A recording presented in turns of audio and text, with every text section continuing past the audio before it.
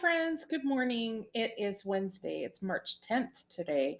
And for math, our objective is for all of my friends to be able to make a bar graph using categorical data.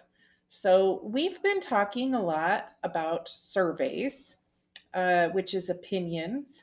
We've talked about collecting data on that survey. We've practiced tally marks and collecting data that way. We've talked about a data chart and using a chart to collect that data. And today we're going to be talking about a bar graph. Okay, so if you can see in this picture that's up here on the screen, this is a picture of a bar graph.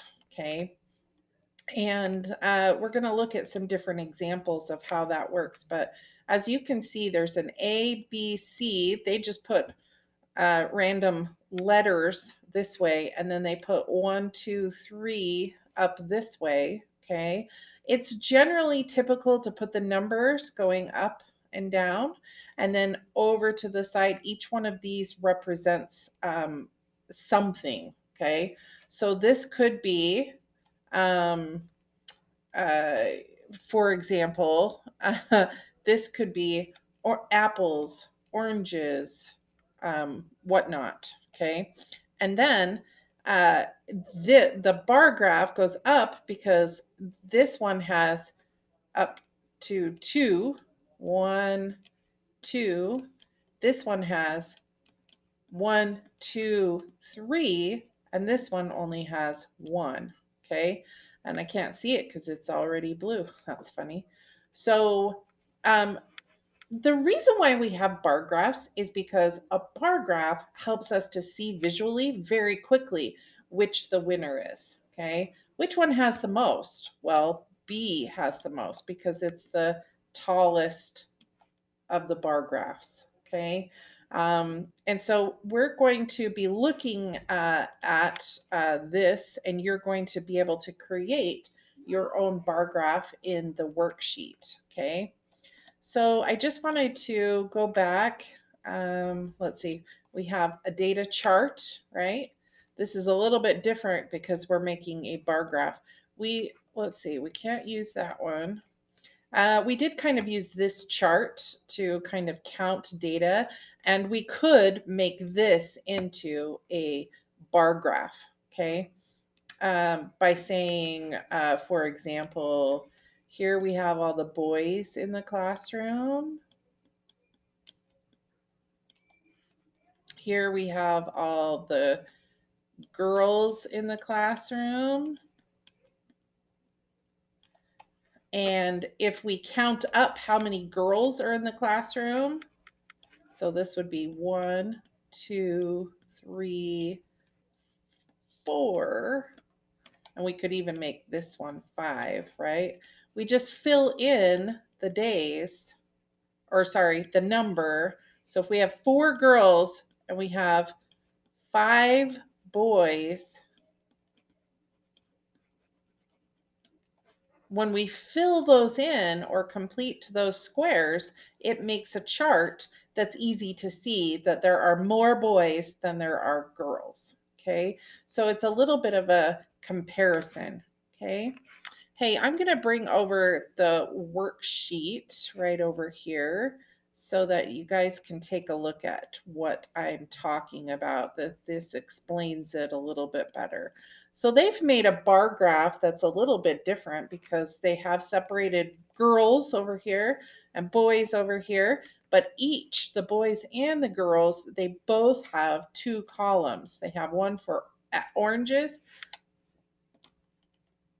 and they have one for apples, okay? And so we're going to be able to divide it up even more so because they put these 2 different subheadings in there. So right here we have oranges up here, apples right here, girls and boys. So girls have 4 oranges. So I'm going to look for the girls right here. I'm looking for oranges, and I'm going to color in 4 of them. 1, 2, 3, 4. is colored in. How? If I look at the girls again and I look down, they have 3 apples. So I'm going to color in 1, 2, 3 of the apples. So as you can see from this bar graph really quickly, the oranges are in the lead. The oranges have 1 more. I wish there was an easier way to fill these squares in. There probably is, and I just don't know how to do it. Okay, so we look down. Now we're going to look at the boys right here. So if I look at the boys up here, they've got 5 oranges. So 1, 2, 3, 4, 5. They have even more of the oranges. We could do these in different colors as well. That actually is usually how bar graphs are done, in a different color for each section. For boys, they have 2 apples. So I'm going to just do 2 squares. So one example, we kind of do a bar graph every day in our calendar group because we keep track of the weather, right? So every time we have a weather that's a certain color or temperature, the temperature for that day, we log 1 block for each day, and then at the end of the month we can see how many days were in a certain temperature range, right? And so that bar graphs are really helpful that way because they really do help us to see visually which one has more. Okay. In this picture specifically, or in this example of a bar graph, this one has more. Okay. I'm going to scroll down and we're going to look at one more. It's with the hamburgers and the chicken this time, with our boys and our girls. And it says that the girls right here, they have 4 for hamburgers. So girls, hamburgers, 1, 2, 3, 4. So we would color this in.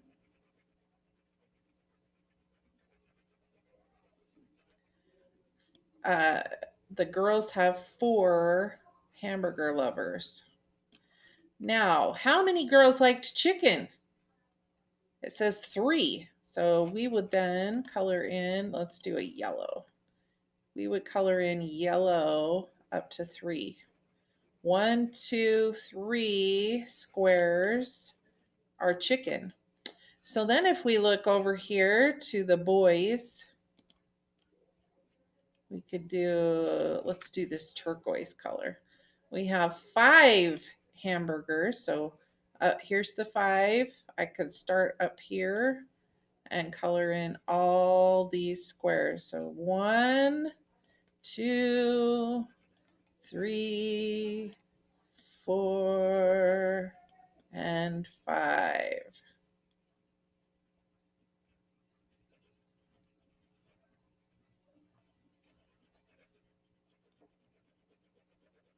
All the way down. So we have 5 hamburgers.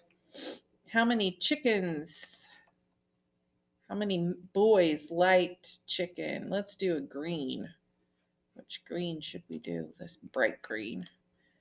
We have 2. Only 2 boys liked chicken. So we're going to color in 1 and 2.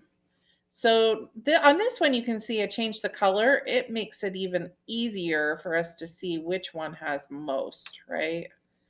So if I go up here, I'm going to get my black.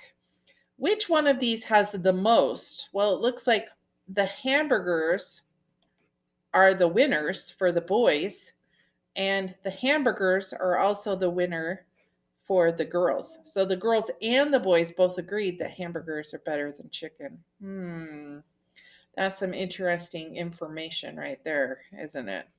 So now it's your turn, friends. You're going to go on the next 2 pages on this Nearpod and complete a bar graph. Okay, so I want you guys to look carefully at these numbers. You're matching it up with these boxes right here to make a bar graph, okay?